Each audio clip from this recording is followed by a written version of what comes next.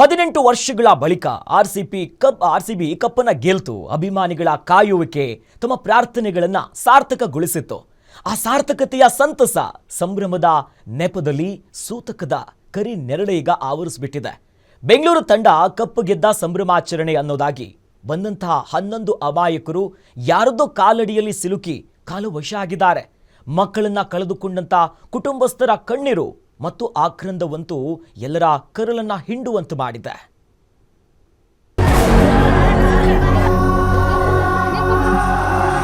ನನಗೆ ಉದ್ಧಾರ ಮಾಡ್ತ ಮಗನೇ, ನಾವು ಬಡವರು ಅಂದಿಲ್ಲಮ್ಮ ಅಪ್ಪ.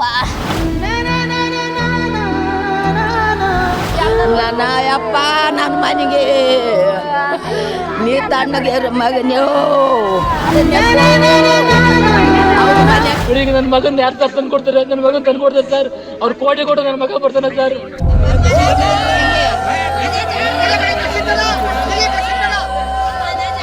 ಅಳು, ಆಕ್ರಂದನ, ನಿಟ್ಟುಸಿರು.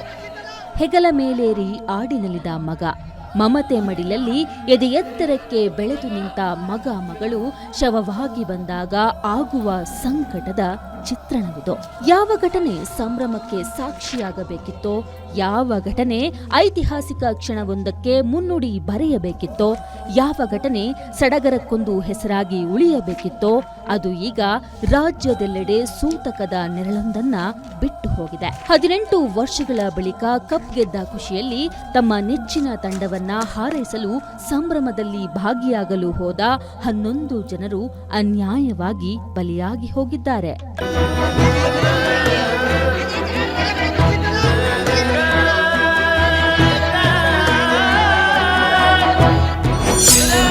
ಆರ್ಸಿಬಿ ಕಪ್ ಗೆದ್ದ ಸಂಭ್ರಮಕ್ಕೆ ಹೋದವರನ್ನ ಅಪ್ಪಿಕೊಂಡ ಸಾವು.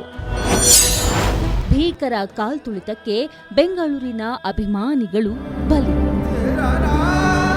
ಚಿನ್ನಸ್ವಾಮಿ ಕ್ರೀಡಾಂಗಣದಲ್ಲಿ ಆರ್ಸಿಬಿ ಕಪ್ ಗೆದ್ದ ಸಂಭ್ರಮದಲ್ಲಿ ಭಾಗಿಯಾಗಲು ಹೋದ ಬೆಂಗಳೂರಿನ ಇಬ್ಬರು ಕಾಲ್ತುಳಿತಕ್ಕೆ ಬಲಿಯಾಗಿದ್ದಾರೆ. 14 ವರ್ಷದ ದಿವ್ಯಾಂಶಿ, 19 ವರ್ಷದ ಚಿನ್ಮಯಿ ಶೆಟ್ಟಿ ಕಾಲ್ತುಳಿತದಲ್ಲಿ ಸಿಲುಕಿ ಜೀವ ಬಿಟ್ಟಿದ್ದಾರೆ.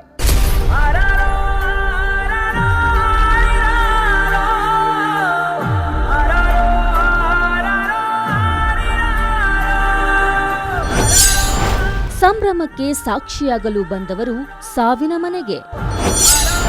ಅಭಿಮಾನದ ಅತಿರೇಕಕ್ಕೆ ಚಿಕ್ಕಬಳ್ಳಾಪುರದ ಇಬ್ಬರು ಬಲಿ. ಮನೆಯ ಮಗನನ್ನ ಕಳೆದುಕೊಂಡ ಕುಟುಂಬ ಹೀಗೆ ಗೋಳಾಡಿ ಅಳುತ್ತಿರುವುದನ್ನ ನೋಡಿದ್ರೆ ಎಂತಹವರ ಕಣ್ಣಂಚು ಕೂಡ ಒದ್ದೆಯಾಗತ್ತೆ.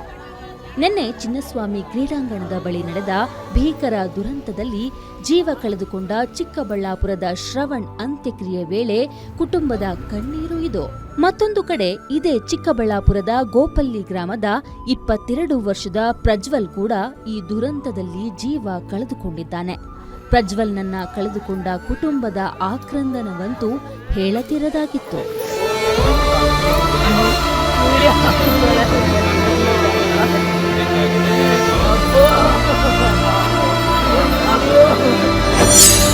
ಯಾದಗಿರಿ, ಹಾಸನ, ಕೋಲಾರದಲ್ಲೂ ಸೂತಕ ಛಾಯೆ. ಸಂಭ್ರಮಿಸಲು ಹೋದವರು ಶವವಾಗಿ ಮನೆಗೆ ಬಂದರು. ಯಾದಗಿರಿಯ ಶಿವಲಿಂಗ, ಹಾಸನದ ಭೂಮಿಕ್, ಕೋಲಾರದ ಸಹನಾ ನಿನ್ನೆ ನಡೆದ ಭೀಕರ ದುರಂತದಲ್ಲಿ ಉಸಿರು ಚೆಲ್ಲಿದ್ದಾರೆ. ಇಂದು ಅವರ ಸ್ವಗ್ರಾಮದಲ್ಲಿ ಅಂತ್ಯಕ್ರಿಯೆಗಳು ನೆರವೇರಿದವು. ಹೆತ್ತವರ ಮತ್ತು ಕುಟುಂಬಸ್ಥರ ಆಕ್ರಂದನ ಮುಗಿಲು ಮುಟ್ಟಿತ್ತು.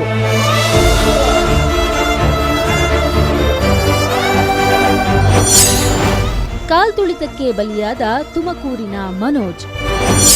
ನಾನು ಬದುಕಿದೆ, ಪತ್ನಿಯನ್ನ ಬದುಕಿಸಲಾಗಿಲ್ಲ, ಪತಿ ಕಣ್ಣೀರು.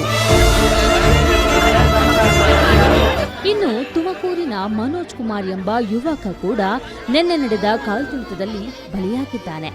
ಇನ್ನು ಉತ್ತರ ಕನ್ನಡ ಜಿಲ್ಲೆಯ ಸಿದ್ದಾಪುರದ ನಿವಾಸಿ ಅಕ್ಷತಾ ಪೈ ಕೂಡ ಈ ದುರಂತದಲ್ಲಿ ಜೀವ ಬಿಟ್ಟಿದ್ದಾರೆ. ಇಬ್ಬರು ಒಟ್ಟಿಗೆ ಹೋಗಿದ್ದೆವು, ನಾನು ಬದುಕಿದೆ, ನನ್ನ ಪತ್ನಿಯನ್ನ ಬದುಕಿಸಲು ಆಗಲಿಲ್ಲ ಎಂದು ಅಕ್ಷತಾ ಪತಿ ಆಶಯ್ ಕಣ್ಣೀರಿಟ್ಟಿದ್ದಾರೆ. ಸ್ಟೇಡಿಯಂ ಅಲ್ಲಿ ಓಪನ್ ಆಯ್ತು ಅಂದ್ರೆ ಎಷ್ಟು ಜನ ಬರ್ತಾರಂತ ಫುಲ್ ಜನ ಬಂದ್ರು, ಫುಲ್ ನೂಕುನುಗ್ಲಾಯ್ತು.